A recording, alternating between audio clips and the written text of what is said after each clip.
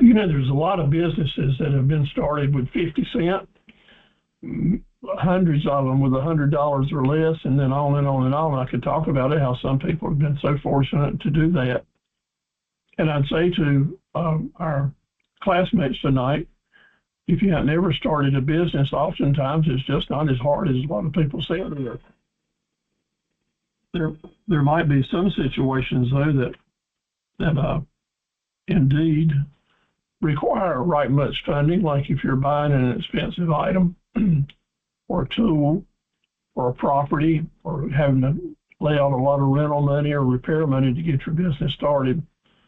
So funding the business to begin with is one thing, but the hardest part is keeping the cash flow positive so you can stay in business. And that requires sometimes a constructive and competitive and comparative banking and finance and arranging your payments. And that gets into using a lot of documents. And if you hadn't ever done it before, that's kind of scary. So tonight we're going to move away from marketing and the Chamber of Commerce type stuff in our course and start moving into business skills and management. So we've got 6, 7, and 8 lessons, number 6, 7, and 8, that are really more about business skills and not so much flashy show-off type stuff, but really important items that helps you make it month after month after month. So that's our process, and tonight we'll start out with cash flowing, financing, funding, and some other items as well that we'll throw into the mix, and I hope that you enjoy it and we'll move forward with it.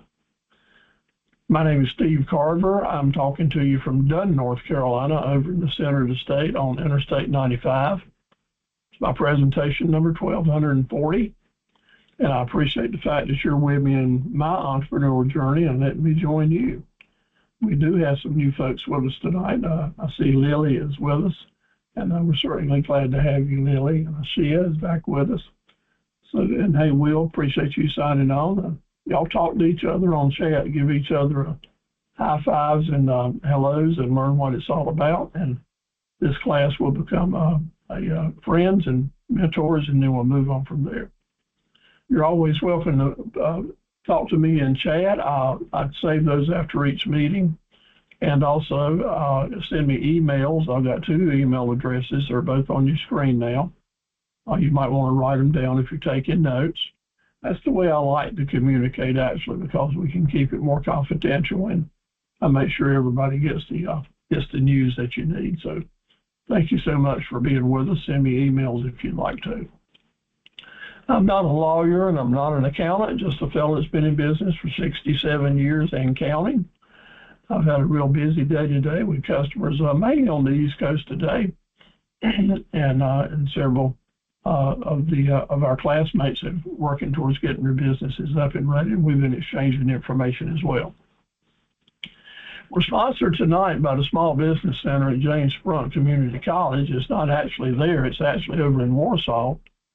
And the small business centers are there for you, not for the college students. They're there for the people starting businesses.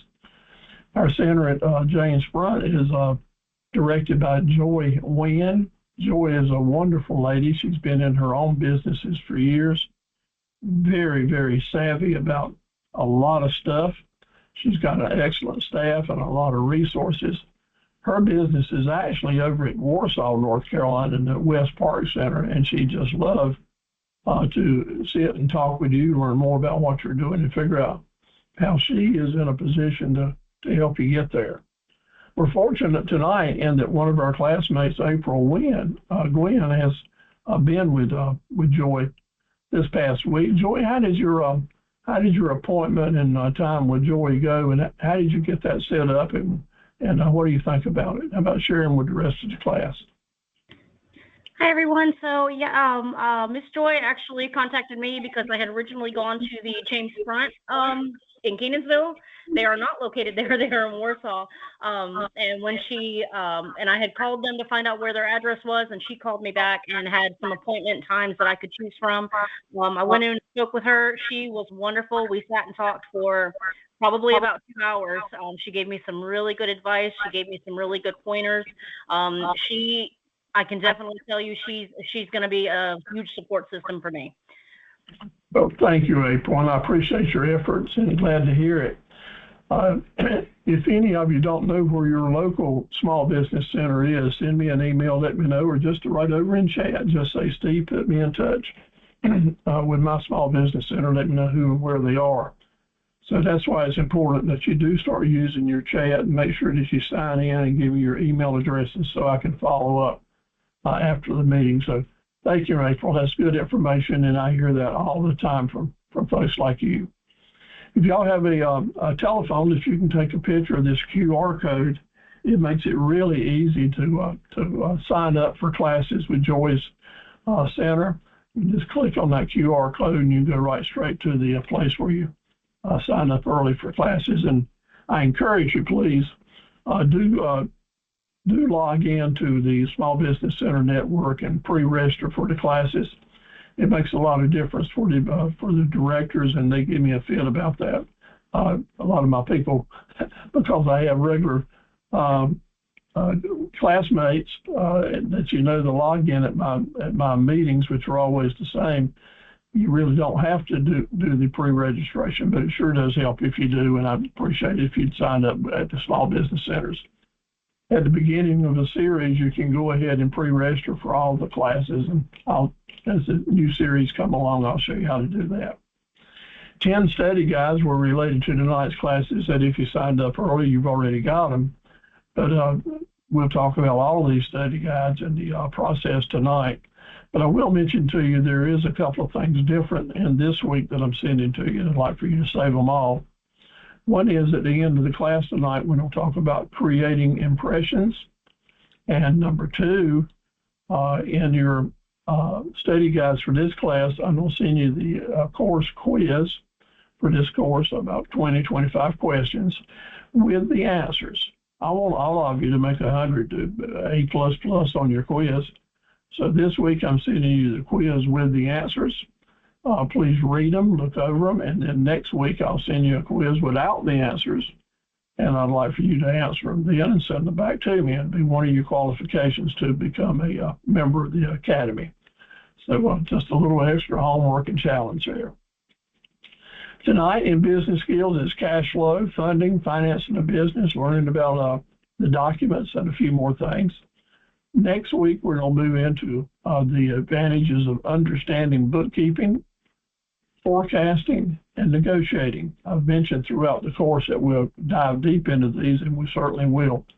So I look forward to having y'all back next week on some really important business skills training that you probably really won't find from anybody else but me, because of my experience and understanding how important it is for the long-term life of your business to have a good understanding of these.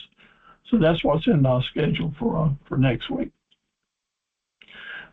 If you attend at least 6 of our 8 classes, and most of y'all are getting real close to that, you'll automatically qualify for a beautiful certificate, which Sarita, our associate member and master, does the certificates works for us, and we'll send them to you. So just attend 6 of the 8 classes, and that's any combination of your Tuesday and Thursday night classes. It all adds up. I do keep up with attendance and look at all the folks that have been at every class and most of the classes, and this isn't showing those that are also attending some Tuesday night classes. So I'll keep up with the attendance so that we can indeed make sure you get your certificates as you come along.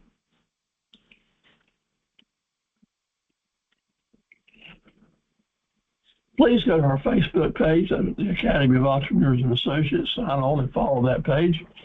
You will see your own advertisements and promotions if you're sharing them with me after we finish the course. And Moore has been with us starting this past week. Ann's from over in the mountains at Flat Rock, and apparently she's just getting her Facebook page started with 142 friends. And I certainly hope that we'll see her again and be able to work with her.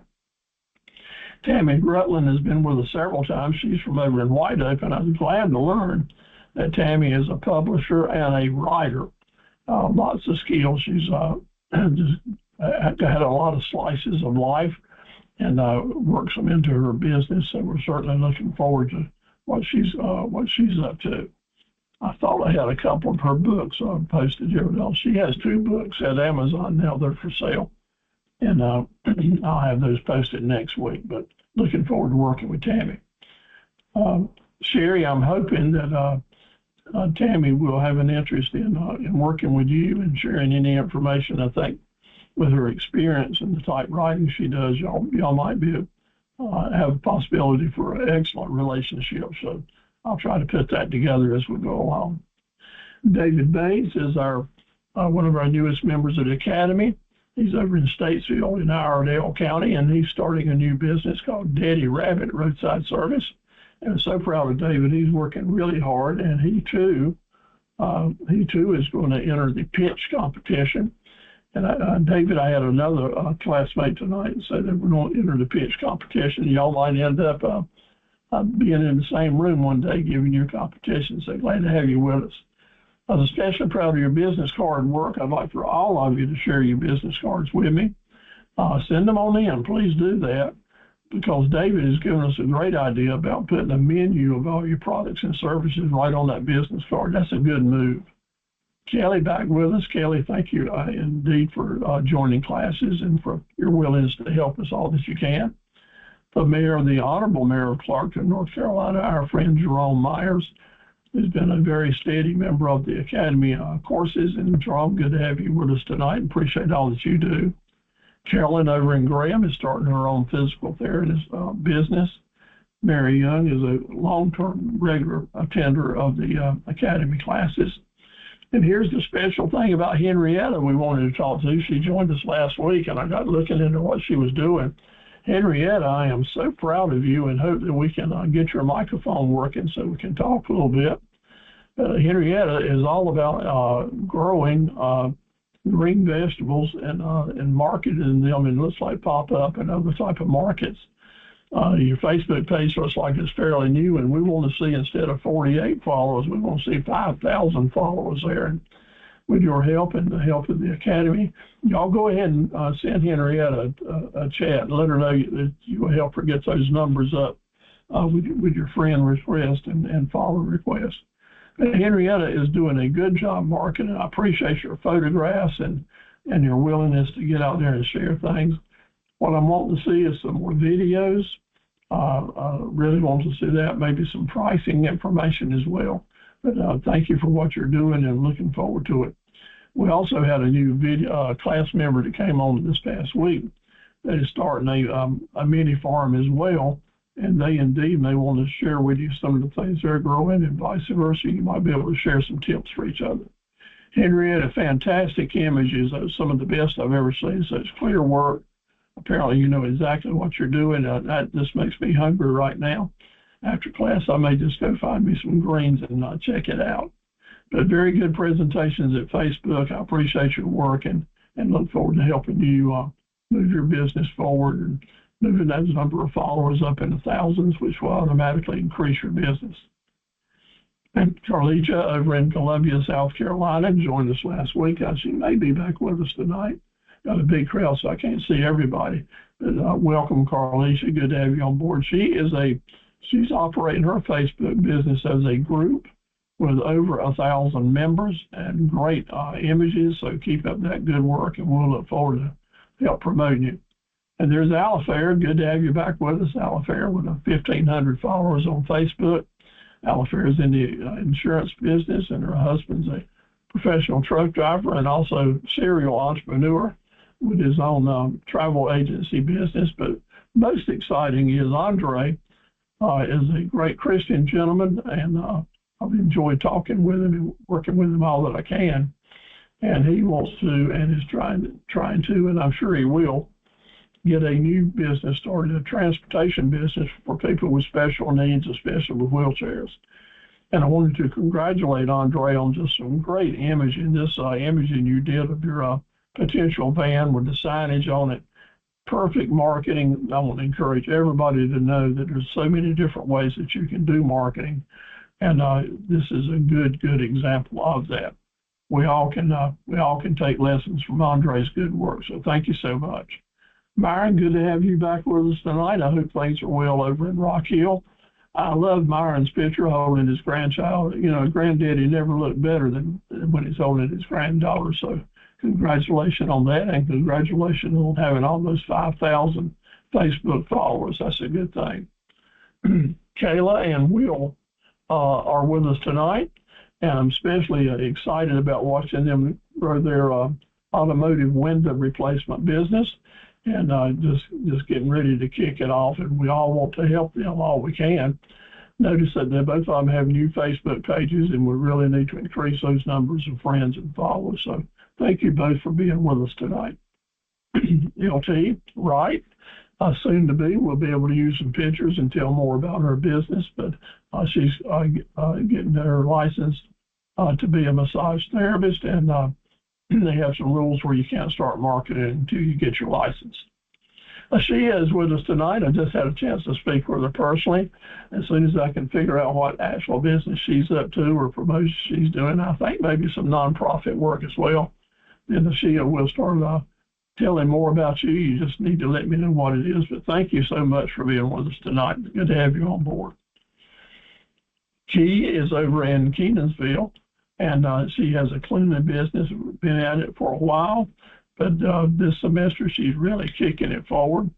And notice that she has over 2,000 followers on Facebook, but down on her business page, it's only 40-some. We need to improve that. She needs to improve that.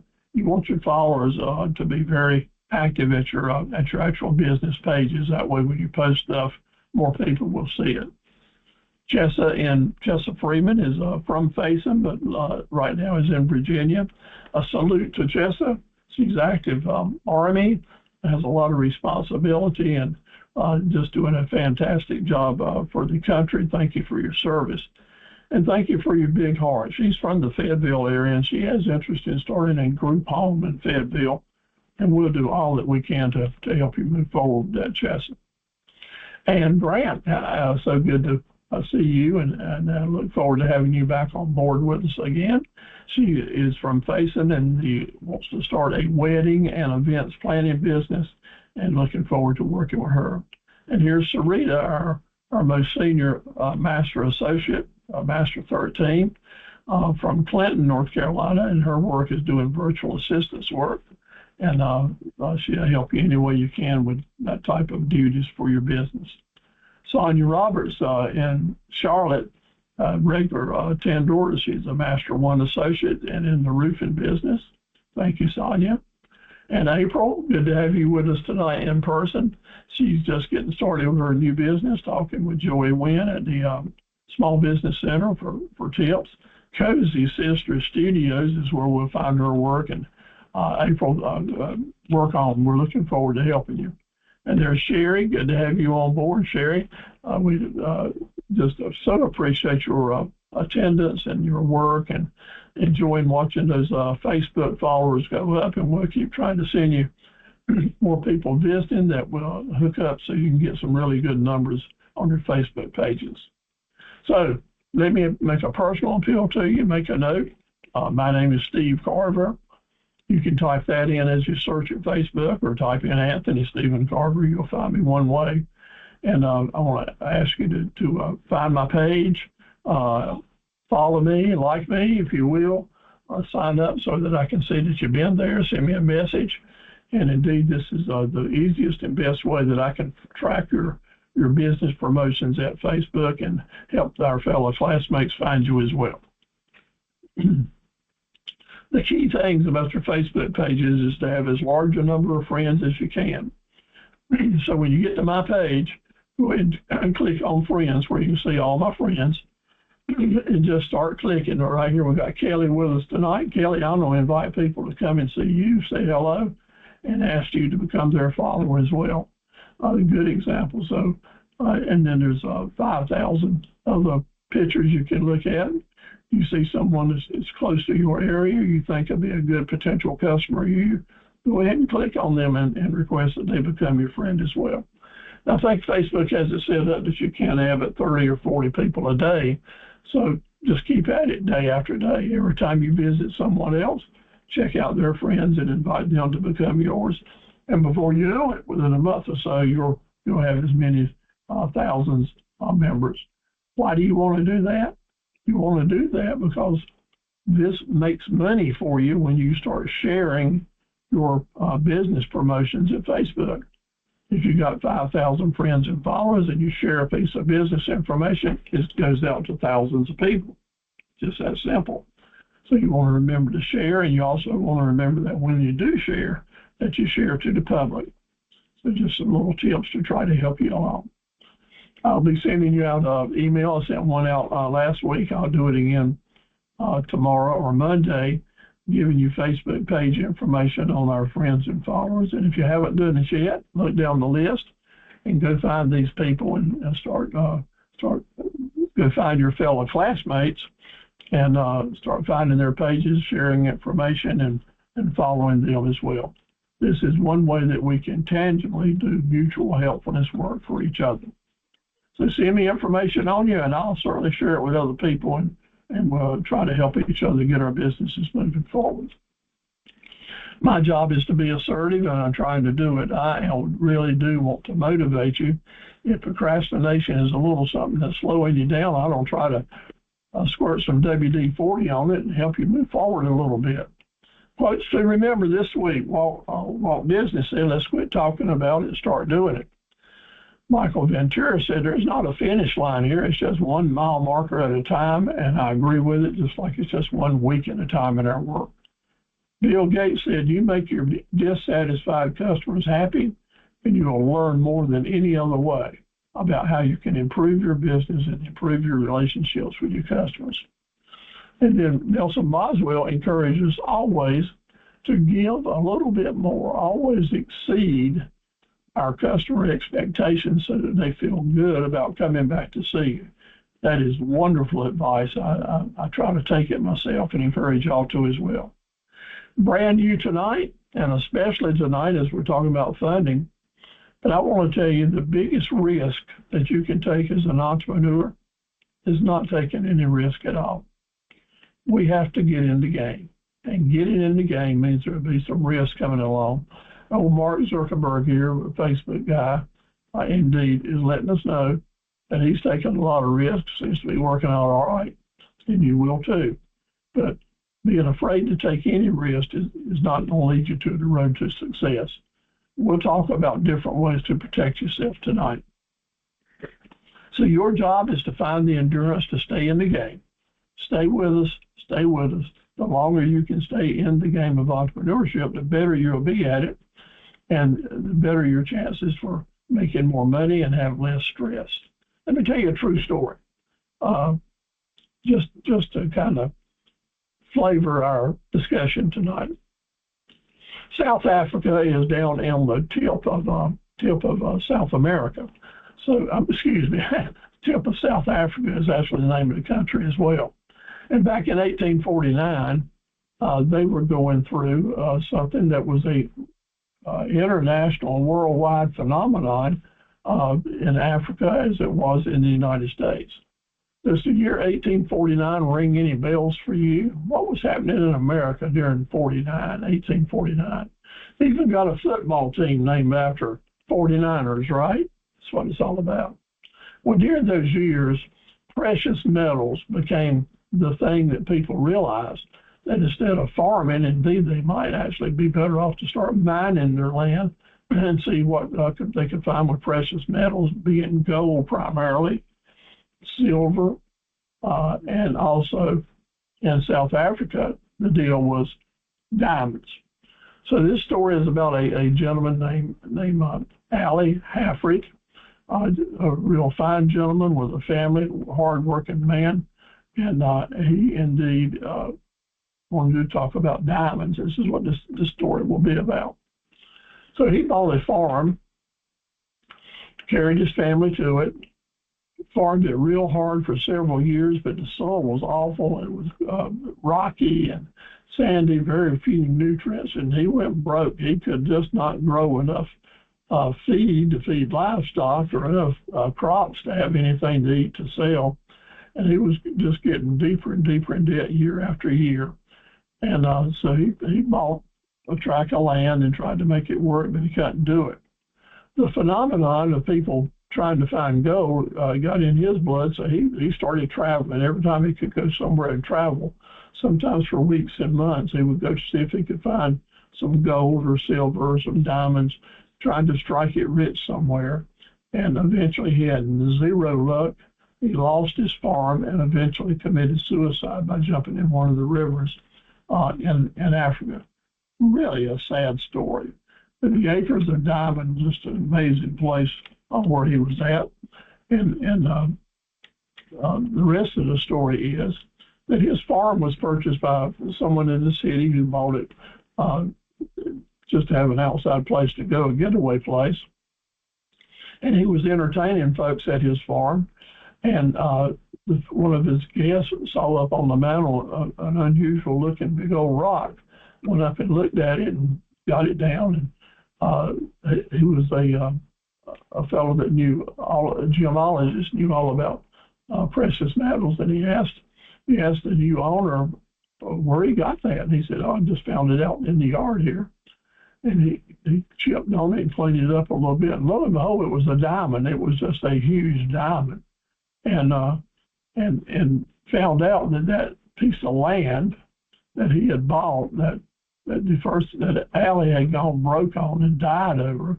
Indeed, that whole acreage there, and I'm showing it to you here, is a large piece of property, was covered on top of the ground and underground and way down deep in the ground with diamonds. And it became the largest diamond producing area in the whole world, and still is. These are representations of these holes in the ground are different mines. And this is a true story, and this is one of the mines. See the mine goes way down, and the city is actually built up around it now, around this acres of diamonds that the fellow bought. So what is the lesson that we all might learn here? The lesson is, before we go charging off, looking way off to try to get our business started or funded, or wherever we don't find our dreams, I'm really encouraging you to take time to look right at home, right close by. We are in an amazing area of North Carolina. Business is good. There's a great diversity of different types of businesses and opportunities, which means entrepreneurship is in a really good place to flourish. This story has a special meaning for me, and that I came along getting interested in business in the early 70s. I knew I was going to join my dad's family business and did. But when he passed away a few years later, I ended up with the business, and what a great blessing it was. But what I didn't have was any money. What we had was a lot of debt, and it was a bad economic time, and I had a world of inventory on the yard. And it was just going to be real easy to throw the towel in and just say, to heck with this, I'll go back to the Coast Guard and do something else. But I'd been encouraged by my friends to listen to some of these motivation tapes. They were a big deal back then, where you just plug them into your car when you ride and listen. And I ended up with Earl Nightingale's tapes, and he told the story about the acres of diamonds. And it sunk into me. On the way back home, even with tears in my eyes, I said to myself, look here, Dad's already started a business. I've helped him do it. I know how it's been put together. We got great employees. We got a good customer base. Lots of people are doing business with us. And what we do need is just to learn how to sell more and to have the right inventory and diverse our product line so we can make it. And so I basically threw away my pity party and got positive, really through the encouragement of Earl Nightingale. So if Earl's passed on now, but if he's living and listening to us tonight on the other side, Earl, thank you very much for how you helped me, and I hope that my fellow classmate entrepreneurs here tonight will take the time to think about acres of diamonds, and it will encourage them to find the diversity or the different ways that we can find our blessings right nearby home and get on with it and appreciate the blessings that we have. So sometimes all we have to do is just look and see it, and that's what it is. If you want to know more about Earl Mott Nightingale, I sent to you in one of your handouts more information about him and the Acres of Diamond stories. It's a true story, so let's make it happen. Word to the wise, if you want to have cash flow, you're going to need to have things that people want and things that people need for sale. Having things that people need means they keep coming back to you even when the economy is bad. Having things that people want means you'll always be able to say, and by the way this, and by the way that. And if they've come to you to buy one of the things they want, and you let them know about the things you need, you start building the relationship that will last for years and years and years. The long haul in business is based on these factors. Having that diversity of products and a good solid grasp on a customer first mindset. We won't dive into our drill skills tonight, but next week we'll pick up the end of them with 33 through 40. But you still got your handouts, still keep reading and familiarizing yourself with them. Main lesson tonight, cash flow. Cash flow in a startup business, it's a difficult thing to do. Why is that? You got money going out with your startup costs before you have customers coming in. So finding that magic mix of having some money coming in as you're getting started is super, super important. Funding, cash flow, startup costs, and all documents, all are going to be important for you to understand it. We have to maintain enough cash flow to stay alive. None of us have an endless amount of money to keep throwing into a small business. There's 5 key factors I want to share with you right up front. So if you just want to make a note on these, that's a good thing to do. Of course, I don't send you this video tomorrow. You can turn your video on. I encourage all of you to at least open up the video, give it a thumbs up, and subscribe to my YouTube channel. But you can also use the video to go through it, stop it anytime you like, take screenshots, and make notes. But here are the 5 major factors I want you to hold on to for these classes.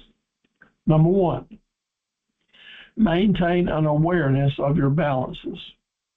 Don't get caught off guard being so busy you don't have time to balance your checkbook, or you didn't take time to do this, or you forgot about this deposit or that check you wrote out. Maintain an awareness of your balance all the time. When you write checks, you go to that balance column, go ahead and do your math so you have a good idea how much money you got in the bank. I did that today. I did it tonight about an hour ago, paid some bills. I added it up and I saw that I had about $2,300 left in my checking account. And I know that that $2,300 will probably last me until the first of the month when I have always this flood of end of month bills coming in. So I didn't feel like I needed to transfer any money from my savings account to checking because I've got some time there to work, and also got some times I haven't hit the bank yet. But having that daily understanding of where your cash flow is going to be real important to you.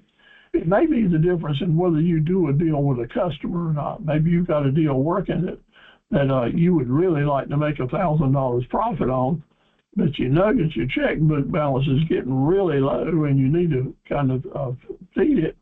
So you might decide to negotiate a little stronger to bring in some cash flow for your checking account. That's business.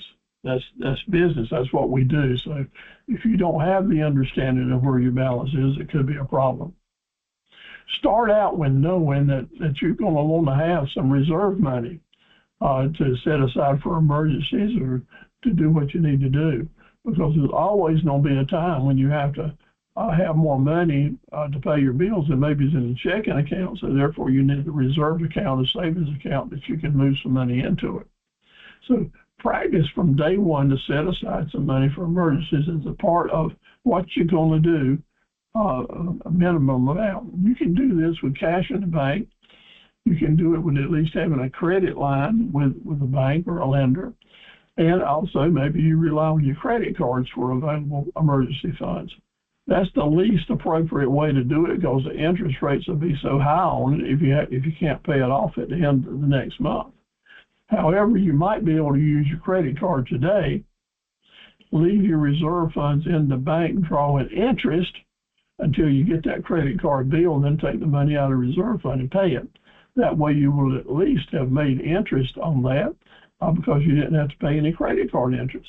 So just keep that in mind. Sometimes that's just good management to help you end up with some dollars and pennies at the end of the month. I mentioned the word forecasting earlier about what we're going to be getting into next week, but forecasting is a huge factor for cash flow, and we have to have that savvy and that awareness to know how our cash is coming in and going out, so that we're always looking into our crystal ball, saying, okay, I've got enough money today, as I mentioned earlier, but I'm forecasting that I'm probably going to need to bring some more money into the account or have some bills coming due next week or next month. And maybe I need to set up a credit line or borrow some money to get ready for that if I don't make money with that. What I've always suggested that you do, one of the best ways is to keep a calendar in your mind. And as you get funds in, if you know you've got some bills you got to pay later on, is to start pigeonhole a little bit of money here and there. Kind of like having a piggy bank. Pigeonhole a little money here and there so you can settle those needs when you need to. In other words, the cash needs to keep flowing in the right directions. Really important. What we always want to have here, and listen to me closely, my friends, it's better to have a mindset of, I'm going to keep selling. I'm going to make money to pay off my debts. Not I'm planning on borrowing more money to pay off my debts. Now, I've already mentioned that, yeah, you might have to use a credit card or a credit line, but what's better than that is to make a sale, as I just mentioned. Maybe you need to lower your margin just a little bit to keep the cash flow coming in, and you have to do that. The good news is, as we talked about in week 3, if you set your prices high enough, you will have some negotiating room so that you can discount or lower your margin a little bit and still have some profit left to do exactly what we're talking about tonight. So I've always told my friends and people I've worked for and worked with through the years, don't borrow your way out of trouble. Sell, sell, sell. Figure out a way to make new money instead of borrowing money that you'll have to pay back at interest. Number 5, and after you get in business for a while, maybe one of the most important things, you're doing everything right, but you're running out of money. That probably means you're not collecting from your customers. Have a mindset, have a business structure where that you're getting the money now. I'll say to you and remind you, you are not a banker. I'm not a banker. I love bankers, and sometimes I hate bankers, but I'm not one of them. I'm a fellow that needs to sell products and get paid for it right now. And if you're as fortunate as I am to be in a business where when I sell farm equipment and farm implements, we get paid in advance before we ever ship it out, so we cut our risk down way low. Now, other things can happen that serve as risk as well. But if in your business structure you're going to get paid up front, then that's square one. The first box you check, also try to do that. Maybe you're going to be a contractor, or maybe you're selling time for money. Maybe you're going to have to bill your customers and wait for money to come in. I've had those businesses through the years. I know how it is. But when that's the case, you want to make sure you're dealing with the right people. You've got some agreements in writing. You've got some agreements in writing about when you get paid. You're going to need to know your customer, and you're not going to let someone take advantage of you more than one time. Sometimes you can't help that first time, but indeed sometimes you have to work with it, but that doesn't mean you have to stay with it. One bad credit deal can wipe out a whole year's profit in just a minute. So we don't want all the bad business. We want all the good business we can get, but we need to be careful and collect our money. So those are the main factors that we're going to work on. Lastly, sometimes we don't get surprised even doing everything right. But here's the deal. Don't panic. Don't throw your hands up. Don't throw the towel in. Indeed, say, I need a plan. And that's exactly right. And we'll go right back to where we were week 2, which is that budgeting, is to have a plan, understand good forecasting, and that'll keep you out of trouble in the future. And part of that plan was in week 2 with our budgeting was set aside some money, have some reserve accounts. So sometimes the plan is call somebody for help. Give me some advice. And that's what a small business centers, or me, for example, or someone else that you're used to working with can give you some good advice. Don't try to figure everything out by yourself. Even if you think you've got a great plan and know exactly what you're doing, it's still a good idea to roll it past someone, see what they think. They may be able to see something with their eyes that your eyes just didn't see. I'm kind of amazed and really caring and praying for the Miss Guthrie's situation out in Arizona. That is so terrible. And what we see there is everybody had a plan to try to find her or pay the ransom or whatever. It just didn't work out. But you know, they still haven't moved to a panic mode, but they're doing everything they can come up with a new plan to make it work. And in the worst of times, good planning and level-headed thinking that help you get through things. And those kind of tragedies that we all have in our lives from time to time, and also in brand new businesses. So I want you to look at your study guides that are being sent to you today, and I'll send them again tomorrow.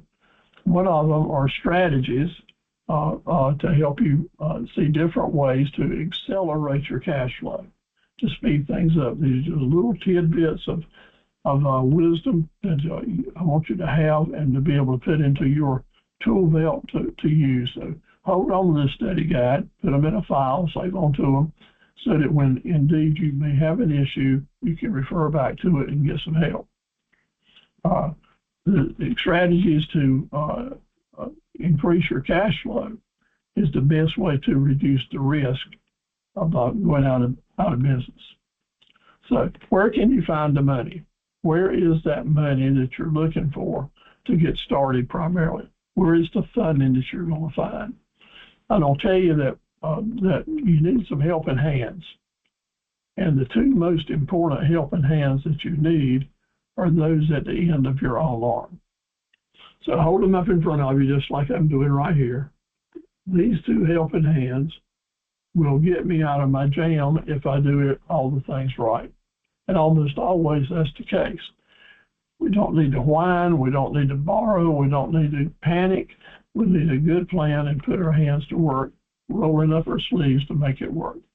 So that's the old-fashioned way, and that's what's going to see you through. Where can you get help? You've got entrepreneurs, coaches like me. You've got the small business centers waiting to help you. Several of you have already told me that you have been visiting with your small business centers. I'm so glad to hear that. And it's the good thing to do. Again, as we have some new people to come on board, welcome. And if you don't know where or how to get in touch with your local small business center, just sign in over in the chat box, talk to everybody else. And if you want me to help you get connected, let me know, or send me an email, and I'll be glad to do it. I used to enjoy playing cards. A lot of them are all for gamblers, so I didn't bet much money because I always ended up losing. But I did enjoy playing, and I enjoy playing poker, especially Texas Hold'em. I think that's a great game, and I do that. But, you know, no matter who you are and where you are, when you're getting started in business, you have to go with the hand that's dealt to you. And sometimes you can get a royal flush like it's on the screen, or maybe sometimes the hand's not so good, but it doesn't make any difference. You just have to go with it and make the best of it. So that's where we are tonight. So building your financial foundation is a whole lot more sophisticated way of saying cash flow funding and money management is the key to building your own financial foundation. So we'll go with that because it actually sounds pretty good. Now, I'm sending you a study guide related to that. It goes through the different talking points that will really help you if you read through it, let that sink in a little bit, take this into account, then look at your 40 drill skill study guide, and that's some good, very effective reading for you. Because what we want is a clear roadmap of how we're going to manage our money's funds to ensure the survival and growth of your business. The main mindset to your priorities are create a base budget, as we talked about in week 2, have a business plan and understand how the models and the income and expense models work, have a marketing plan that creates raving fan customers, and learn to follow up with your customers. And then we have to keep fresh bait in the water, constant promotions. This one screen is the most helpful screen related to cash flow that I can provide to you. So you want to remember it. Maybe you want to take a picture of it, do a screenshot, print it out, put it in on your telephone as your main thing that you see. If you remember these basic fundamental factors in cash flow, you'll probably be just fine. You want to master cash flowing in your business. You want to master the way you're going to fund it, the tools that you can do with it, and then it gets down to the daily grind. Just like I mentioned earlier with my business, the daily grind of writing the checks and keeping up with where your cash is. So let's talk about some facts now. Maybe it's in your mind that you're not going to be able to start your business unless somebody gives you some money. You're not going to be able to start your business unless you get a grant. Well, let me say up off the top, the grant money sometimes is available, like in the Pitch It campaign. They don't have a $60,000 money to hand out to entrepreneurs to help them get their business started. It'll be split up among several of them, I'm sure. But there is some free money out there, but even that you got to work for it. Grant money is oftentimes related to nonprofit businesses, and they're great to do, but nonprofit businesses depend on grants and donations to make it work. And then some nonprofit businesses rely on all that we talk about here, having things to sell and things to do for money. But the key to nonprofit is they don't have to pay tax on their profits, doing charitable work and helping things in the community, and that is great work. Having a nonprofit business doesn't mean that you personally can't make money at it, because you can still make your salary, okay? But grants require special consideration. You need to learn about grant writing, how to get your nonprofit started. And the small business centers, every one of them have a set of instructors and coaches, and the centers actually have a lot of information right at them on getting your nonprofit started. I, too, have a good foundation book of information to help you that I'll be glad to share with you, videos and web pages you can go to learn more about starting your nonprofit. But the rest of us that are just out here in a for-profit business and we want to borrow some money, it's hard to go into a bank with a new business and a young person and ask for a long-term loan. And the reason for that is that us startup entrepreneurs have created a reputation nationwide and probably worldwide that we're kind of unstable and liable to go out of business in just a few years. In other words, our life may be short-term. So the banker looks at us and says, well, why do I want to make a long-term loan to somebody that may go out of business in the short term? And that adds up to, I really don't want to do this. So you have to have some good reasons to turn their heads. And they can't be turned, and that's what I'm going to try to share with you. I'll say it again later, but I'll say it now because the thread runs all the way through anything related to funding and cash flow. And that is, in this game of business, it oftentimes has nothing to do with what you know, but everything to do with who you know. So we're going to keep that thread going through because it's going to be true now and probably forever on. So what can make the difference?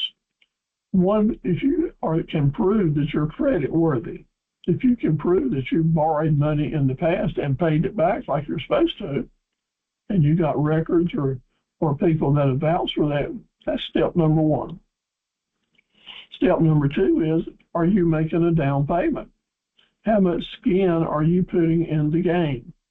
It's hard to ask the lender to give you money for a business that you're not willing to invest your own money into. So that makes a world of difference if you can prove and show that you're invested in your own business. Now, collateral. You ever heard that word before, collateral? That's a tangible piece of property or item that you can offer to the bank to put a lien on. That means they can show that they got a stake in the game, and they can cash that lien in, cash that property in to pay off the debt that you didn't pay if things go south. So collateral can be a big thing. And a lot of you might say, well, why in the world would I want to give my collateral to the bank and borrow money instead of just selling it and use that money in my business? Well, that's an easy answer to make. You want to hold on to your collateral so that after you pay the debt off, you will have your business and still have your collateral as well. When I was first getting started, if you had a piece of collateral worth $100, the bank would loan you $100 on it. And that is history. That just shows you how cotton picking old I am. Nowadays, if you got a piece of property that's worth $100, the bank will probably maybe loan you $40 or $50 on it. So you just need to know that they're not going to take the risk on. They're going to be able to get full value on the property if they have to sell it in a hurry. So that's a factor. But collateral is still an excellent way to get started. Now, maybe you're young, just getting in business and don't have any collateral. You've always rented your apartment or your house, and maybe you've got a car or a boat or something that you own, but not much other property. So that's when you come to your family and friends. Sometimes you might have relatives that can offer collateral to help you get your business loan up and running. That's risky business for them, but we'll talk about that later. The lender is going to want you to have a wide vision, a good grasp on what's related to your business. They want you to fully understand that this loan that you're getting needs to go into the business to help you make money. And they want to make sure that you understand how to sell the products or the services that you're in business with. So you're not only asking for money, you're selling yourself when you go to a lender. And the better prepared you are to make the pitch, as is in the contest, the better prepared you are to convince someone why they should loan you money, the better chances are you're going to get it. It's not going to be the written business plan. That will be an important factor. But the most important factor is your knowledge and the way you pitch it. So that's a good example of why this contest that they're having is really, really important. Now, the business plan, piece of paper, and if you hadn't been in business before, it's all guesswork, but it's based on good experiences or what other people have told you. Yes, you'll want a business plan. But no, it don't have to be a brain-busting exclusive unit with 150 pages to it. The business plan that we talked about in week 3 will help you get started very simply. Get you started with 2 or 3 pieces of paper with the basics. You follow that template and you're getting started. A new business plan is all about getting something on paper started, and then you'll start making changes in it as you go along and learn more and make it more realistic. So don't let someone scare you away because you need to come up with a business plan. We can do a good job with that. For those that y'all forgot that I sent to you templates for your business plan in week 2 and week 3, I'll be glad to send them to you again if you need them. So because it's really, really not that hard to do. Now, borrowing money for your business is also putting liability on yourself personally. A lot of entrepreneurs think, well, I'll go borrow the money for my business, and if it goes flat, I won't have to worry about it, and the bank won't come after me if my business goes busted. Wrong. Any small business loan from any lender, including me, is going to make sure that you are given a personal guarantee, that you're showing up and you're signing a personal guarantee where you're offering everything you own as collateral for this loan. So keep that in mind. You want to make sure that you're going to make this business work before you start borrowing money and risking everything from any money you have in the bank to your dog and your toothbrush, because it can get real ugly real quick. Personal blanket is the same thing as saying a blanket loan or a blanket lien or an umbrella on everything you have. So we'll talk about documents a little later on and how they come to play. Always be connecting the dots. We've talked about in our drill skills. Make your decisions so that they connect in a circle of dots that keeps the wheel rolling. No bumps in the road. And you want to explain to your lender that that's the process that you're learning. You're being real careful not to create bumps in the road for this business that needs to roll on. There'll be risk involved, and you'll want to show the lender that you know what those risks are and what you're doing to avoid them. You'll list down your risk management tools. You'll talk about what are your business skills and where did you learn them. You can use your certificates in your presentation. You can use me as a reference if you like. You talk about the different training you have. If you have formal education, you'll list all that down. That is an asset for you, and you need to know that. You want to show them your marketing plan. That Golden Goose marketing plan go a long way to helping a lender say, okay, I'm feeling better about this business right now. So putting this all together, talk with someone, make it a very attractive package. See your small business center director. See a loan officer that you know that'll help you. I volunteer to help you any way I can to send to me what you got. Let me look it over for advice, and we'll do it. We are great assets for you as well. So let's have a little fun now.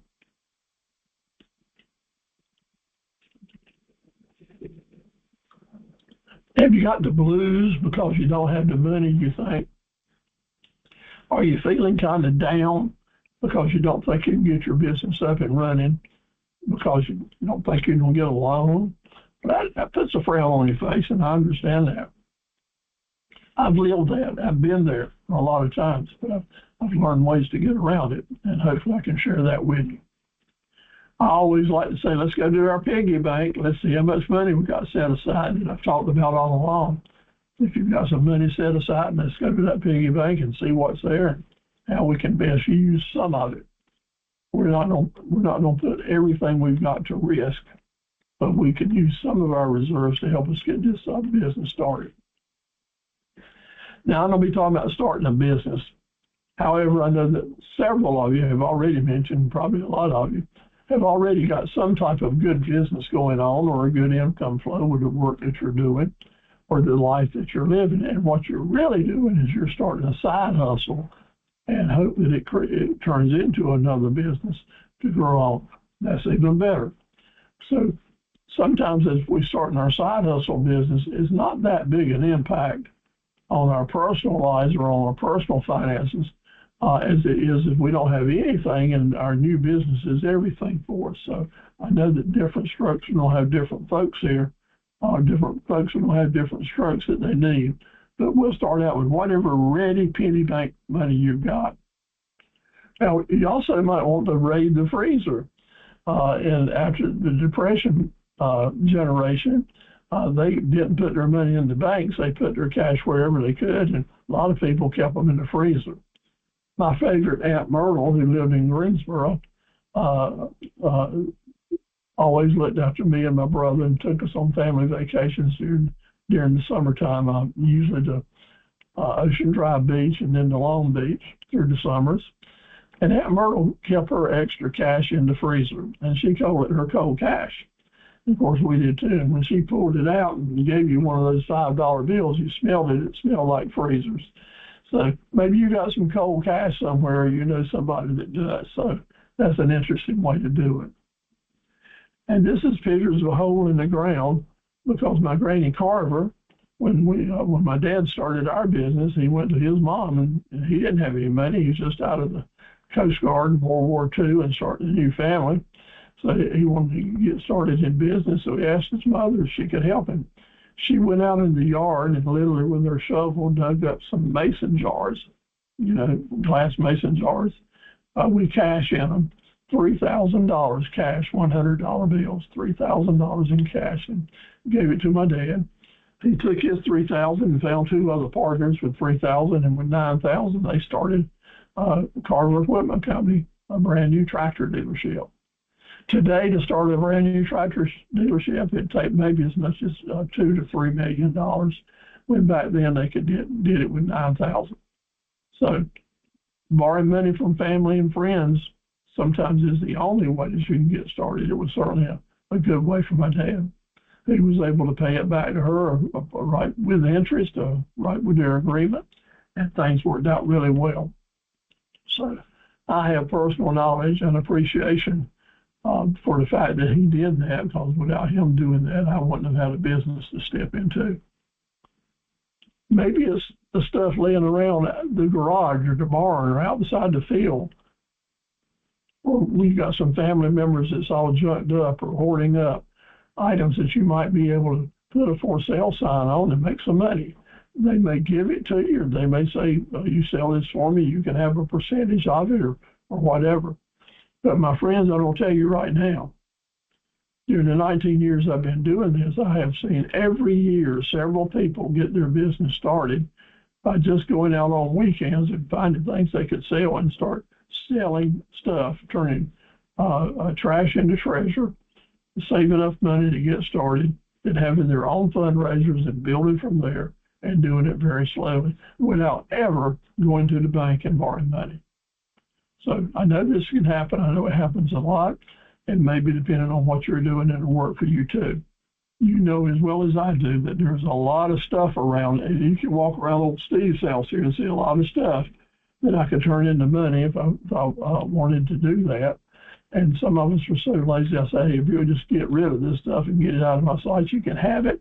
Those are the people that's going to have it, and then they'll make money with it and help their business grow. So you can be one of those people. If you are so sophisticated that you think you're better than that, then maybe you need to rethink it if you're worried about borrowing money, because there are ways. There's a lot of honor in getting your hands dirty and making things happen, as long as you're doing it legal. Many of our entrepreneurs, many of your classmates through the years have their own fundraising dinners. They have barbecues and chicken sales, and they sell tickets. They work out of their backyard or at the corner down the street, invite people to come and have meals. When I first started this, we were doing these at $6 a plate. Now, I think the average place is $12 to $15 for a dinner meal. And every family, almost, one night a week is going to go somewhere and buy some type of food to bring back home that's already prepared. So there's money out there, and sometimes you might need to have 2 or 3 fundraisers to end up with the $2,000 or $3,000 or $4,000 that you need to get your business started. That's great. That's great. Just after you make the money, save it for your business and bring it to work. Spaghetti dinners are indeed one of the very most profitable type dinners that you can put on, and make some good money with your friends and neighbors, and get them to help you sell some tickets. This is an actual photograph that I took of a dinner that we had up in Windsor, North Carolina, from a couple of ladies that were putting together a fundraising to start their business. They were extraordinarily smart and showed me how that they connected with their church, a large church that they went to there in the town, and the church agreed to sponsor the fundraiser if they could get half the proceeds. So the business kept half and the church kept half, and by involving the church, it was a huge success because of all the members that came to support both a new business from their church and also the church itself. Huge business. The couple that did this were able to put around $5,000 on the one weekend event in their new business account. Worked out really well, and taught me to suggest to other entrepreneurs through the years to come together with church groups, with scouts, other nonprofits, the American Legion, VFW, and have a joint fundraising drive to help the new business get started with some of its members, and also to help the organization. That's an excellent way to get a lot of people involved in such as that. Now, I just noticed this was a very nice ad that was on Facebook today from a church here in Dunn. The First Baptist Church is putting together a fundraiser, $12 a plate with spaghetti, salad, bread, and dessert. They're doing this on March 1st. This is for their youth programs, which is wonderful. Right under youth, it could also say start new business for church members and make that work. So give that some consideration. There's going to be a little bit of work involved, but it's fun work. But more importantly, you're involving new people in helping you get your business started. All through the years, 30, 40 years, I've been involved and so blessed to do it, helping friends and family and customers in our region do fundraisers for people that were starting businesses, people that had homes that had been destroyed by fire, flood, or disaster, folks that had serious medical issues or a death in the family. Whatever it was, there's always a reason to have some fundraisers in your community. And someone helped me, or I found it somewhere, but at any rate, I claim it now. The fundraising plan that I call a dozen doers. Now listen here, because at some point in time in the near future, you'll have a chance to suggest to someone to help them with a fundraising drive, and this thing works, and it works well, no matter how much of it that you put into play. But the dozen doers is 12 people that we'll call a dozen people that will help you. So you list down the different job functions as I've done here, and this is in your handout. You can use it any way you like, where you have a project chair, someone's in charge of ticket sales, public relations, getting food, setting up the room, and on to the 12 other functions that you want to find volunteers to serve in different roles. Now, here's the way you do it. You put together a dinner, a feed, bring people something with refreshments, have a meeting, and bring your dozen people together, and you do the pitch. And you encourage them to help you or help the project, and ask them to commit themselves to play a role in this to make it work. This is the greatest pitch that you'll ever make. And my golly, it's not easy, but once people can get involved, or if they know the issue and know how much good it'll be doing, you'll find the volunteers to get on board. You might not find a dozen, but you'll get a good start, and they will recruit other people for you. But once you get these dozen people together, you have found your first great promise of raving fan customers, because they're going to help you get a business started, and they're going to be interested in seeing it be a success. So give this serious consideration. Now, if you're sitting there counting on your fingers, all of us might be doing, and if you don't know a dozen people that you can call, then I suggest you start turning into a more friendly person and get involved with some civic and community projects, so you'll meet more people that can help you. You're going to need them in your business. So this is a good thing. Or maybe you know somebody that knows somebody that can help you recruit people. Whatever it is, laugh about it, be positive, and get your dozen doers together. It usually takes 30 days of good planning, 30 days of good ticket sales, or a 60-day time span from the time you have your first meeting to you have your actual event. Now, let me share with you, the last one of these we took seriously about. I had a good friend who was dealing with a lot of cancer issues, lots of expenses, having to travel out of state to hospitals, and he'd used up all of his reserves. And even though you might be getting insurance to pay the hospital bills, all these other bills are just phenomenal. We put together a dozen doer campaign at a meeting at a local restaurant at night after they closed. brought in some of his friends and family, some of the community who were looking forward to helping with it. Not only have a dozen, we had about 24, almost 24 people volunteered to take a management role. 60 days later, we had that fundraising event on a Saturday night up close to 4 Oaks, North Carolina, and raised over $25,000 cash after all the bills have been paid. Over $25,000 in cash. And it made all the difference in the world for this family. And they're still rocking and rolling. He's still healthy. He's got well. He has some issues, but he's still rocking and rolling. And that fundraiser made such a much difference. As much for the money, as much to show him how much people loved him. You'll be surprised to see how many people love you enough to help you get your business started if you're sincere and you make this work. So I hope this dozen doers will help you, and I want you to save it, because before the week's over, you may hear somebody talking about a need and you can share it with them. This plan will work for everybody.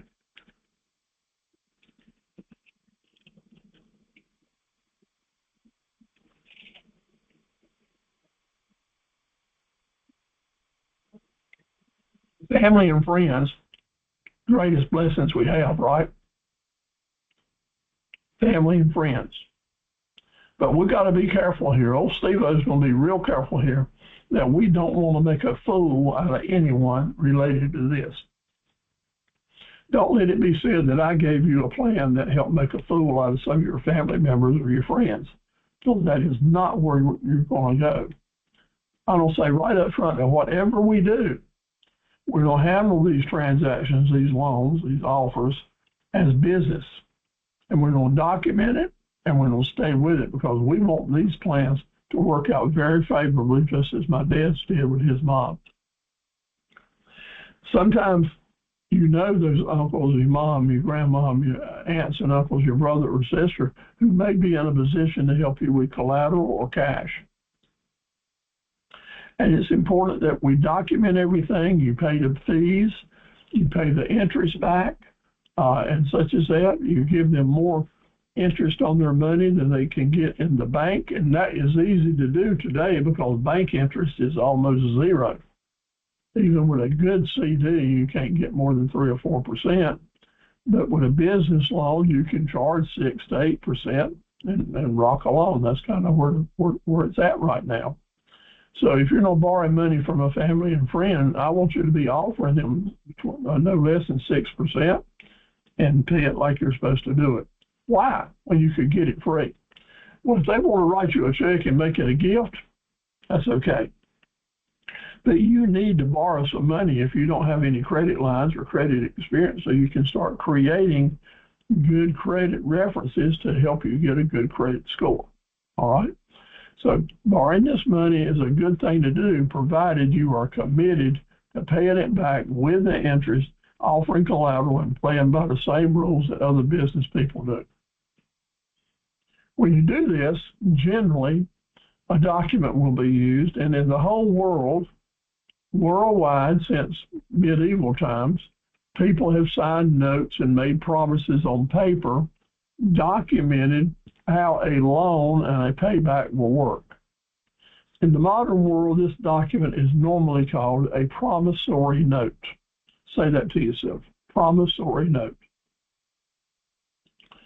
So let me just pause right now and ask you to give me an aha or an amen or a thumbs up if you're with me so far, understand what I've been saying, and ready to move on to the next topic. I want to make sure that I got y'all staying on board, because we'll move into a different situation here. Documents is good, thank you. So we're going to document now everything that we do. The rest of your business life, there's going to be paperwork involved. Yeah, everybody said that computers were going to do away with all the paperwork. Well, if you can see the rest of my office here, you know that's not true. Even the other half of my desk here is stacked up with paperwork. But the paperwork we're going to focus on is one name tonight. I'll keep it simple because it covers a lot of territory. The promissory note, making a promise to do something. And promissory notes, the documents are legal documents, and they can be written down by hand, scribbled out with the details or whatever. But a promissory note is designed to tell everything about what's happening. Who, what, when, how much, what happens if things don't work out right. Any details that need to be listed to identify the parties and also the property. You can write it down or not. Tells how you're going to pay it back. The promissory note. The promissory note is available to you from me. I'll send it to you. Like here's a copy of one that's actually dated back to, I think, 2011. Same document all through the years. And what it is the documents you'll find at every car dealership, lawyer's office, real estate broker, pawn shop. The promissory note is the standard lending document in the whole world. Now, it may have some different titles at the top, such as a security agreement or mortgage, shadow mortgage. It might have some different names. But down in the bottom, it might have some different DBAs, but down in the bottom, it's still going to cover all these bases that this promissory note does for you and for me. Here's an important little point. Today, you're getting started in business, and you're borrowing money. And you'll have some type of promissory note in front of you if you borrow money. If you borrow money from friends and relatives, I want you to do a promissory note. I want it in writing. I want you to learn how to do it and learn to know that as long as you're playing by the rules and you're using a promissory note and you're doing business the right way, that's a good thing. Because someday, and I hope it's sooner than later, you're going to be in a position where you are selling property or services or contracts or businesses. You're going to be selling things to other people, and they're going to pay you back on time. Or they're going to be in debt to you. And then you'll use a promissory note to help get your money back with the interest. So it's a two-way street here, and very important. So be familiar with this. And now that I've told you this, anytime you sign a document, you know it's full of fine print. And the person that paid to have the document prepared, guess what? Anywhere in that document they can, they're going to give themselves the edge. If there's a way here to make this document more friendly for me than for you, and I'm paying for this document, of course I'm going to do that. Am I being a crook? No. Are you going to be being a crook if you do it? No. That's just business. On the other side of the coin, though, we have to understand and encourage the people that are signing these documents with us that they read them carefully. And if they have a problem with anything in it, they bring it to your attention. Because at the end of the day, when it's time to get it signed, everybody needs to be planning on doing exactly what this paper says, and they need to understand it. Now, if someone puts a loan document or a promissory note in front of you where you're borrowing money, you need to not only not sign it right then, you need to take time to read it and maybe have someone you trust, someone who gives you good advice, to read it as well and look for issues that you might have. And if you come back to the party and say, you know, the document's all right, but I got a problem with this right here, and can we change this wording? Can we make some adjustments here? And if they say no, then you want to know why, and maybe you decide you don't need to do the deal because of that. And is that bad? No. Matter of fact, it's great. The person that you bring back a promissory note to and you have questions about, maybe ask for a minor change here and there, if they're the right kind of business person, they're going to welcome that. They're not going to be disappointed because they know that you cared enough about this document to ask for changes, because when you sign it, you want to be ready to live up to the requirements of the document, and that makes everybody feel better. So a lot of young entrepreneurs just don't understand that. You think you're disadvantaging yourself by asking for a change on a legal or financial document. No, the person that has the power over it, they should welcome those questions, and maybe they'll have good explanations why they can't change it. They know more about it maybe than we do. But you need to ask the questions and feel good about it before you move forward. And if you don't, say, I need another day to think about this, and you call someone up and talk about it. You can call old Steve-O up here. I've seen hundreds of them. I have written thousands of them. So I've seen thousands of them too. Because when we do all types of farm equipment business over a 60-year period, there's a lot of loan documents that are involved. So just know that the promissory note can be your greatest friend. But if you let someone write it against you, it can be a real big enemy as well. So I want you to know that going in. But underscoring here, if you do business with family or friends, you make it legal by doing your promissory note. Now, what makes this document legal? What makes it hold up in court? What makes it hold up in front of a magistrate or a judge? Several factors. Number one, the simple factor that you wrote it and signed it, it was a legal document then, but in the most shallow sense of the way. And I'm not a lawyer, so I'm talking layman talk here. But when you signed it, and indeed you had an agreement. Points of fact here, if some money was passed, even if it's just $1, and that's documented, that $1 was passed in currency to seal this deal, that makes it a little more legal. Matter of fact, it moves it into a totally different and better situation. Steve. Yes. Can I interject on this? I went through this in our county, and if you don't put the general statute for a lien on there, the register of deeds will not put it in. So for 6 months, my lien was laying on the register of deed debt. I don't cover that, David, but I appreciate you putting that in there. That's important. Thank you. Okay. So here we go. Now, what makes it more legal is the signatures.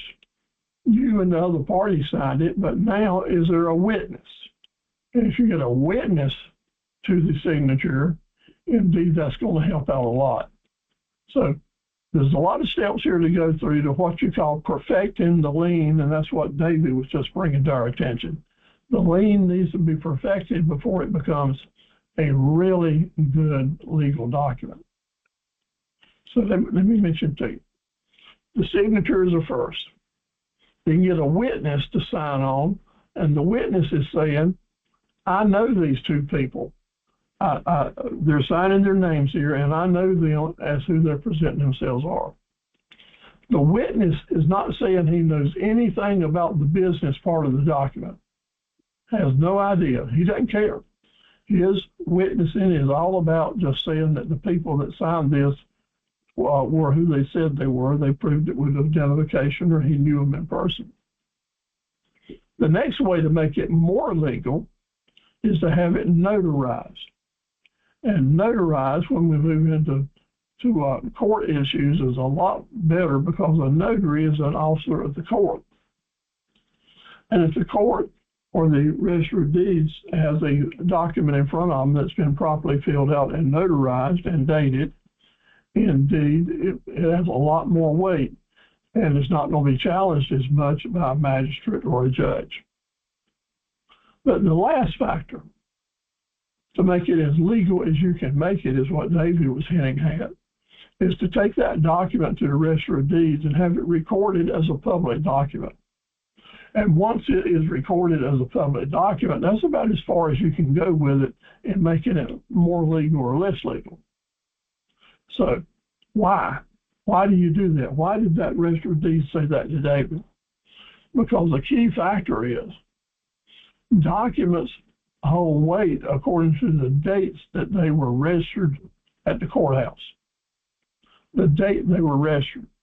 So if you and I have liens on the same property with the same people, but David's lien was dated January 31st for $10,000, and I come in a week later, February 5th, and I have my document registered deeds, and they're just going to go ahead and register it. They're not going to debate with you. But they're going to register my document, my lien, on February 5th. Well, things got upside down and screwed up. The people that owed us money went belly up, and David and I are headed to the magistrate now, sued the people to get our money back, and we're showing that we got property as collateral for our debts, and we want our money back after that property is sold. Well, the property was sold and it bought $10,000. And the judge called us both in and he says, well, we got $10,000 here, and Steve, you got a lien for $10,000, and David, you got a lien for $10,000, and Steve, your share is $0. And David, your share is $10,000. I said, what in the world? Mine's documented, it's legalized, it's notarized, it's the same property, the same person as David. And the judge said, David filed his before you filed yours, and his has to be satisfied before I can consider yours. So listen to me now. You can do all the paperwork just right, but it has to be notarized, and you've got to get it to that Register of Deeds office, and it's got to go in the book before it really matters. I paid $250,000 to learn this lesson because I trusted a lawyer to automatically register my liens and my debts. He prepared all of them, and I thought that was just part of what lawyers do. But my lawyer didn't do it. I have had other lawyers that did it in the past, but I had one that didn't do it. He did not record the loans. And when this deal went belly up, it cost old Steve-O here $250,000. And I hadn't got over it yet. So it's not costing you a penny to learn this lesson, and I hope it goes well for you. Somewhere in the Bible it says we're supposed to forget our debtors and such as that, you know that. And I'm working on it. So make sure that you understand that the financial document says it all, but it doesn't say it all to the world until you go through the legal process. David, did I cover the basis there with your concern?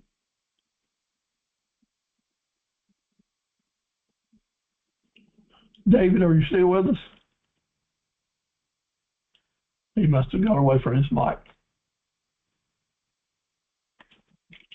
Now let's talk about bringing partners into your business. Maybe the way you're going to make some money or get some new money for your business is to encourage someone to become your partner and give you money. Well, there's several things that's important here. That's the definition of what is a partner and what is a investor.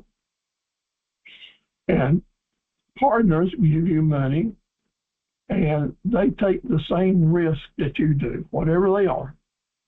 You make more money, they make more money. You lose money, they lose money.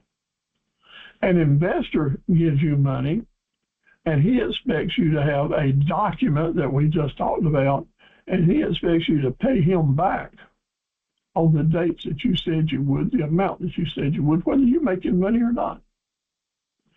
His thrust is that document, and that's what you're caring about, getting him paid back. And whatever you have to do, squirrel around, sell this, move this, buy this, whatever, that document needs to be satisfied. Even though your business may be worth a whole lot less than you were hoping it would be after you pay off that debt, but you need to pay it back. The partner, on the other hand, he would have liked to have had his money back, but he's invested good or bad in the business, and he needs to roll with the flow. He may not get a penny of his money back. Depends on how the business does. All that needs to be spelled out in the promissory note. Okay? Last factor. Just because someone is loaning you money as an investor or a lender doesn't mean in any way that they have stock in your business or they have the ability to tell you who to hire and to fire or how to run your business. No, what they have is a document that says you're going to pay them back. Now, Myron and Kaylee, let me tell you, Lily, sometimes folks will loan you money and they automatically think that because they're helping you start your business, they have the power to sway your decisions or direct you on what to do in the business. It don't work that way. And you have to be firm, and you have to have the courage and the assertiveness to stand up for your rights to make sure that doesn't happen. All right? So when that comes through and someone is saying, you know, I helped you get started here, now I want you to hire my cousin Wilbur here because he is a great glass technician. And how about go ahead and put him on board? Well, maybe you already have a big staff and you're happy with what's going on, or maybe you know something about Wilbur that you don't like. You need to stand up and say, I love you and I appreciate the loan you made to me, but this ain't gonna work. And let's don't get started. The problem is don't ever let it get started. It's one of those things like planting bamboo in your yard. You put down just a little sprig, and next spring you've got a whole bamboo forest that you can't get rid of. And if you start taking orders or letting other people tell you how to run your business, then it will grow and grow and grow into a bamboo farm. It's a good thing to have mentors and advisors and business folks who give you advice based on their knowledge and their interest in your success. But be careful here. Don't let investors tell you how to run your business. Where are places you might find investors or loans? Community-based banks, that's the small banks that are owned by people in your community. The large banks like Wells Fargo and First Citizens, things like that. Maybe it's a credit union, which are really good places to borrow money. Government agencies like SBA may be there for you. There might be private organizations, community or civic-based, that are not government agencies and are not banks, but private organizations like what's often called the Committee of 100 in a county. That's where private investors pool investment money into a large account and then offer it to new businesses. They're around everywhere, and your small business centers know who and where they are. So that's why, even though you may not be going for a nonprofit, and maybe you know that you don't qualify for a grant, it's still worth talking to the small business centers because they know who the private organizations are that work with entrepreneurs. That's why that visit with them may be very important for you. And then there's the angel investor. That's the individual with a little bit of money that's willing to invest their money in a new business that's getting started. And that angel investor may be part of the group that we call family and friends.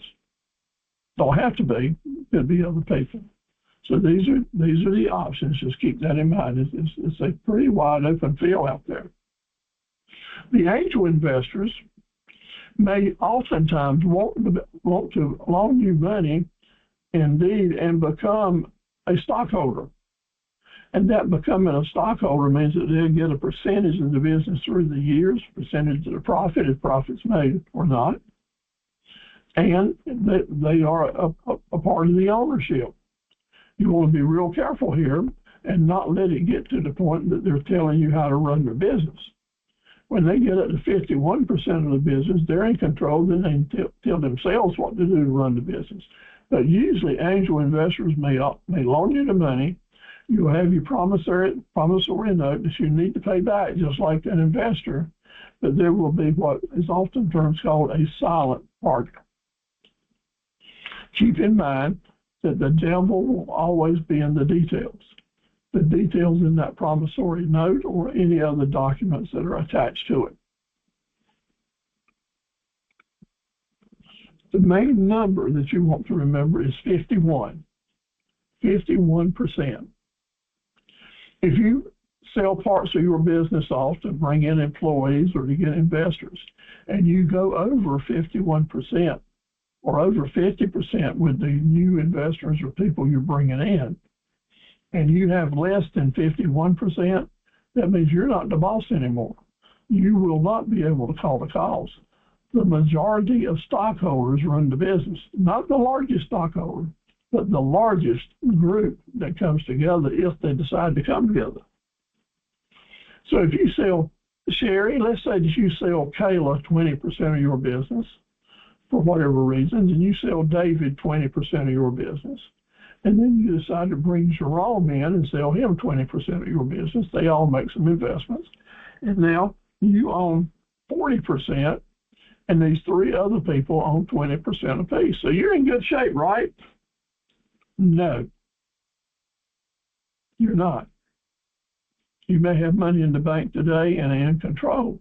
But if those three people decide to get together for a little breakfast or lunch and sit around and talk a minute, they may say to themselves, I think we ought to put our numbers together because the three of us own 60% of the business. So why don't we just fire Sherry? We don't need her anymore, and move on, and we'll run the business the way we want to. And Sherry won't have any choice in it. That's a sad day, and it happens. So as you're trying to collect money to start your business, if that's part of your plan is to sell stock, you maintain 51%. Because if you got 51%, you're the boss and you're in control, and they can't move you if you don't want to be moved. Good news. People like David and people like Andre, people like Wilbur, who are all thinking about getting their businesses started now, and part of getting their businesses started is buying an expensive vehicle, a truck for this or a van for this or that. Big money, big expense. And maybe they're saying, I don't think I can make this work. This thing's going to cost $75,000, and I don't think the bank will give me $75,000. The good news is that usually these big ticket items are sold by dealers, new and used, who will offer finance plans from the manufacturer or other banks that work with them, who will offer finance plans for people that want to buy these big ticket items. So they handle the financing at the point of sale, and that is the good news. I know that to be true because for 60 years, I was in the tractor and forklift and backhoe and Skytrack businesses, and we handle financing ourselves for our customers. And I did not only retail financing, but also rent-to-own plans. So lots of progressive dealerships are doing this for this reason, to help new entrepreneurs get started in business. And if you start out with someone and they're happy and they like your service and your product and your financing, they'll stay with you the rest of their life. I know that to be true. So I hope that's good news for you, because this truck that you need or van that you need, it may be able to be financed right at the place you're buying it at the best terms possible. A lot of them offer free interest, some offer no down payment, some offer really good long terms. Word to wise now. When you're making these deals, don't think that because you're not being required to make a down payment that it's the greatest deal. Because that's a fallacy. If you're not making a down payment on a new piece of equipment, the very day that you leave the lot, it's going to be used and it's going to be worth less than how much money you owe on it. And you always, as an entrepreneur, don't ever want to be upside down and alone. Upside down means that you owe more money on something than it will bring free market value. Remember, we talked about free market value for several weeks. It comes fair market value comes into play right now. The good news is you can get some great financing deals from the people you're buying big ticket items from. The cautionary news is do not put yourself in a position to be upside down, ever. Because your biggest cash flow asset, remember, is to have some reserve funds. And if you have debt on big ticket items, that you can sell those items and pay off the debt and end up with some ready cash to get you out of a jam, that's good news. That's good news. Because you can get out of a jam without going into a great big debt or losing your reputation. And if you're a good business person and things are rolling on, you can go get you another truck under the same deal. So always make that a consideration for you. Pre-selling is a good thing to create your business cash flow up front, depending on what you're selling or offering. Sometimes you can offer a customer that if you'll pay me now, I'll deliver later. And you got to be trustworthy. You got to work it out. It has to be heavy duty because trust is what this is all about. But it works and it works and it works for a lot of people. It works for the customer because they're saving a lot of money. They had cash in the bank and they were able to lend it to you. And the benefits of the better discounts and knowing they're getting the best product when they need it and not before they need it is worth money to them. So it's worth money to you because you're not having to pay interest. You're going to get to use that money. So instead of paying interest, you're just passing on a discount or an advantage for your customer. This is a situation that no one needs to be ended up making a fool. You need to be trustworthy and you need to see it through. So we're up and we're running now. We're open and running. Skip forward to the future. Now we're worried about daily cash flow. Make sure you got the right profit centers we talked about earlier. Growing your business, and you're not letting little items become big crises. That's that forecasting rule and keeping an eye on what's going on. Let's talk about 7 honest paths to create money. Inventory turns is the bottleneck. If you're selling products and you got a huge inventory that's not moving, that's a problem. You want to keep your inventory to the size that you can keep it rolling because we don't make money till we sell something. And we don't need to have a house full of somethings that we can't sell. So use your forecasting and your negotiating to make sure that you're not got too much inventory at the wrong time. Collect your bills. Make sure your system helps you collect bills. If you see that some money is leaking out with open account sales, you want to put a plug in it. Eliminate waste. Stretch your dollars as much as you can by cutting costs. And the old magic act is turning old assets, turning old stuff that's not making you money, turn it into cash. If you have to discount it, surplus it, do what you need to do. If you've got anything that's dead weight, don't be one of these people that say, well, this don't be an antique one day and I don't make a lot of money on it. You think about that hard. Maybe you won't even be here a long time from now because you went out of business. Don't let old stock creating dust and rust put you out of business because you just want to go ahead and sell it and turn it into cash. It's a hard thing to do for some people, but I certainly suggest you consider it. Add profit centers that will help you create upsells. This is probably the easiest thing you can do. The easiest thing you can do to help your business have long-term success. And always remember your raving fan customers. Keep them in a continuous supply of promotions because when things get really tough, they're the people that's going to pull you out of the ditch. But you have to stay in touch with them. You have to have things that they can help you sell. The banking institutions are what you is who you know instead of what you know. But just go prepared, as we talked about earlier. Try to get to know who the bank and the vice president and board of directors are. Do you have common denominators there that you can let them know that you're coming with a plan and you need their help? Any way you can grease the tracks is a good thing to do. Cash flow problem with new entrepreneurs sometimes is I started making money, I'm doing really good. I'm putting money in the bank, my bank account is fat. So I'm going to take that fat out of my bank account and pay off these long-term debts that I'm paying interest on. I don't pay them off. That's a mistake. If you are making it good and you're paying your monthly payments on your long-term debts and everything's good and you're building some reserves, that's what you wanted. That's what you planned for. And I'll guarantee you the very minute you start liquidating your reserves to pay off long-term debt, something will come along and hit you like a softball in the head, and you wish you didn't do it.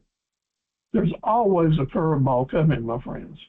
It's always coming at you. And your best defense against that curveball, your best risk management is to have cash reserves. From the positive note, there's always an opportunity coming your way. And it's going to take some fresh cash reserves to take advantage of it. So do not pay off long-term debts with your short-term cash flow. It will always end up biting you. Put that money in the bank, let it be making interest until you're ready to use it when you need it. some jump starts for cash flow. Add the right profit centers. Turn your hobbies into business. Do side hustles with your hobbies. There's lots of things people can do. Some of the freshest stuff going on is anything related to pets is very popular. A fellow down in Seven Springs, North Carolina, uses a chainsaw and does carvings with his chainsaws. Private label marketing is a real easy way to create some additional cash flow for your business. Don't forget, your cash flow is directly linked to your monthly marketing campaign, to your regular customer groups that you know who's there. Know who the right customers are that can send you business. David mentioned to me the other night in a conversation that he's been in contact with a network of businesses that can send customers his way, and they're encouraging him to send them some cards and brochures, and they'll help send business to them. Know who those right customers are. Remember, if you're able to say, and by the way, we can also do this, you can have upsells. And that's why that list of menu items needs to be connected so you can do it. Bringing it on home. They were right on time.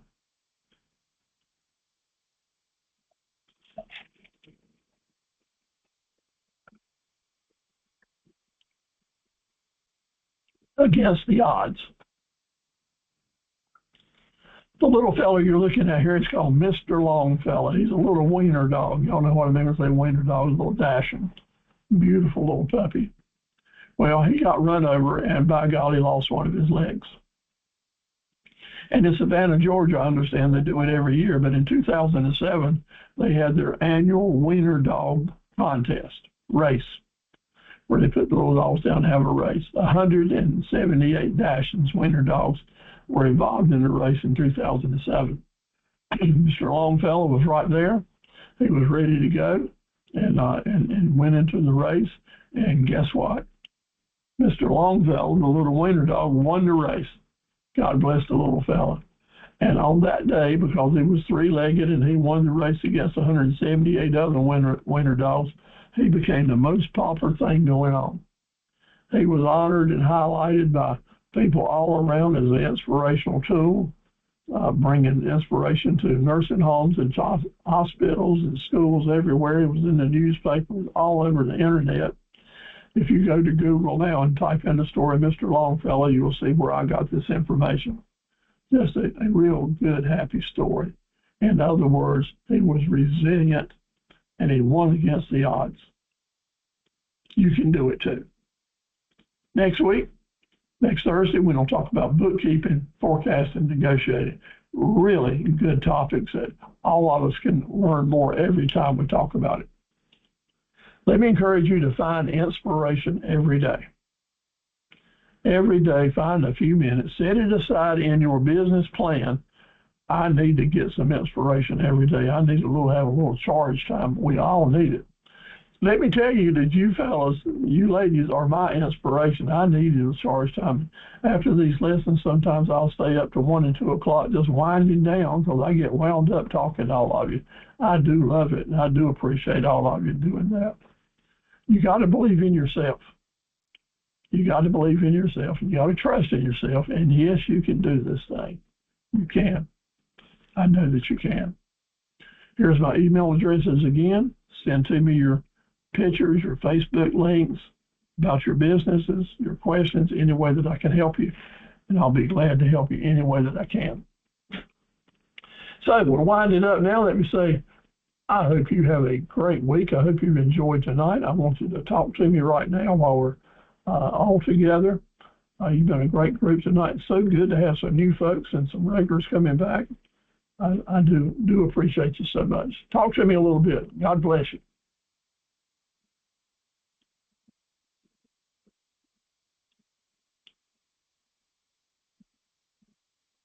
Mighty quiet. Thank you, Steve. There you go. Thank you, Sherry. I appreciate you. And David? What's up, Steve? Everything's good. Yes, sir. David, did I get your, did I answer back your question to satisfy you? Oh, I was just giving you that example. I had a lien against. I had done some liens, and I forgot to left the general statute number off of there, and they wouldn't enter it into court. And she didn't call me. It sit there for 6 months. And when I went to discontinue it, it was still sitting there. And I learned the hard way. But I didn't learn the hard way. I got paid back. But today I found out I got all my business cards put out at my local hardware stores. Hardware stores, parts stores. So then I found out from the parts stores today that a lot of customers are having an issue with us being the 77 and 40 is that they can't get to the auto parts stores to fix their cars. So there's a lot of people demanding a mobile mechanic in this area. So everybody was excited about that. That sounds interesting. Well, hang in there. You'll learn something every day. Yeah, I'm waiting to get my flyers, and then I'm working on getting my magnets for my door of my car, and it's kind of expensive getting a decal put on your back window that you can see through because you can't see through vinyl. And you know my old butt, I'll be done trying to look back and won't see nothing.